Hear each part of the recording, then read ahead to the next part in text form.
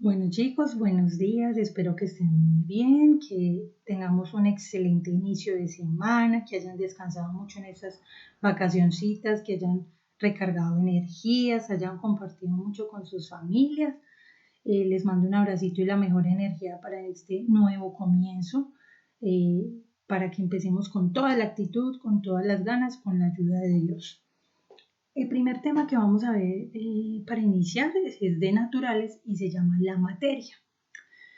La materia es todo lo que ocupa un espacio y tiene una masa, una forma, un peso y un volumen. Por lo tanto, es todo lo que yo puedo observar, medir, tocar.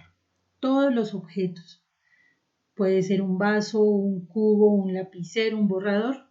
Todos los objetos se les conoce o se les llama materia. Ahora vamos a ver ¿qué propiedades tiene la materia? Tiene dos propiedades, las propiedades generales y las propiedades específicas. Vamos a empezar con las propiedades generales de la materia. Son todas aquellas que tienen en común todos los cuerpos. Esta información aporta sobre la clase de sustancia que se tiene, pero no la identifica o la diferencia de otras. Es decir, que nosotros podemos, por ejemplo, saber que una sustancia tiene una masa de 1 kilo, pero nos dan esa información, pero no sabemos a qué sustancia se están refiriendo. Puede ser 1 kilo de arroz, 1 kilo de frijol, 1 kilo de lenteja. No me están dando la información de qué sustancia es.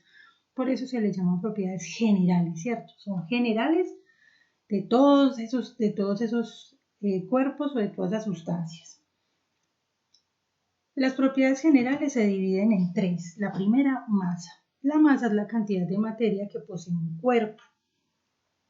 Para medir la masa de un cuerpo utilizamos un instrumento que se llama la balanza. Es este elemento que ustedes están observando acá, es una balanza donde ponemos dos sustancias diferentes y nos sirve para medir la masa. Acá nos dan una medida. Yo creería que alguno conoce una balanza, ¿cierto? No son muy desconocidas, muchas veces las tienen en tiendas, a veces los papás las compran para medir algunas sustancias, entonces no son muy desconocidas. La unidad que se utiliza para medir la masa se llama gramo, representada por la letra G, o kilogramo, por la letra KG. La segunda es el peso. El peso es la fuerza de atracción que ejerce la Tierra o cualquier otro cuerpo sobre la masa de un cuerpo. Podemos observar, por ejemplo, que cuando un objeto o una persona se aleja de la Tierra, por ejemplo, los astronautas en sus naves espaciales se alejan de la Tierra. Y a medida que se alejan de la Tierra y se van adentrando en el espacio, empiezan a flotar. Entonces, ¿por qué? Porque la fuerza de gravedad en el espacio es menor que en la Tierra. Entonces por eso vemos los objetos flotar, las personas flotar, porque allí la fuerza de atracción es mucho menor que en la Tierra. ¿Cómo se mide el peso? Se mide con un instrumento que se llama dinamómetro. Acá podemos observar dos tipos de dinamómetro. Uno muy antiguo que se utilizaba hace tiempo y ahora uno más actualizado que es digital y marca el numerito digitalmente. No como este que sí tenía como que mover unas lineecitas de a poco. ¿Cómo funciona el dinamómetro? Ustedes ven que tiene una especie de ganchito, ¿cierto? En este ganchito se cuelgan los elementos que se quieran pesar. Por ejemplo, si yo quiero pesar un borrador, si yo quiero pesar una piedra, la cuelgo del ganchito y acá me va a dar la medida y el peso de ese objeto. Es muy fácil de manejar.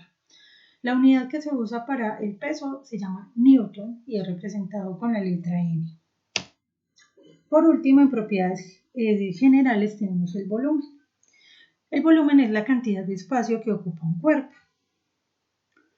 Para medir el volumen de un cuerpo utilizamos diferentes elementos o instrumentos. Se utiliza la regla, la probeta, la bureta, la pipeta, todos los que estamos viendo en esta partecita de la presentación. Se utilizan para medir diferentes tipos de volumen. Acá tenemos una probeta donde se mide el volumen de algunos elementos y miren que tienen una especie de numeritos parecido a una regla. En este dibujo observamos, por ejemplo, cómo miden el volumen del agua. El agua con un objeto dentro y el agua sin un objeto dentro. En el gráfico 1 vemos el agua a una medida menor porque no tiene este elemento ingresado o esta piedra. Entonces el volumen es menor. Mientras que si ingresamos la piedra o algún otro objeto dentro del vaso con agua, el volumen va a incrementar. Miren que acá creció. ¿Por qué? Porque el peso del objeto hace que el volumen pues incremente, ¿cierto? Ahora vamos a hablar de las propiedades específicas de la materia. Estas nos permiten diferenciar un cuerpo de otro, es decir, son particulares. Acá sí podemos observar de qué sustancia o de qué objeto específicamente estamos hablando. Aquí sí se puede tener como ese acercamiento más particular con cada uno de los objetos. Las propiedades son, la primera, densidad. La densidad es la relación que hay entre la masa de un cuerpo y su volumen. Para calcular la densidad siempre debo dividir la masa del cuerpo entre su volumen. Acá está la fórmula, densidad es igual a masa sobre volumen. Esta siempre va a ser la fórmula para hallar la densidad de una sustancia o de un objeto. Entonces acá lo observamos. La unidad se llama gramos por mililitro o G por ml.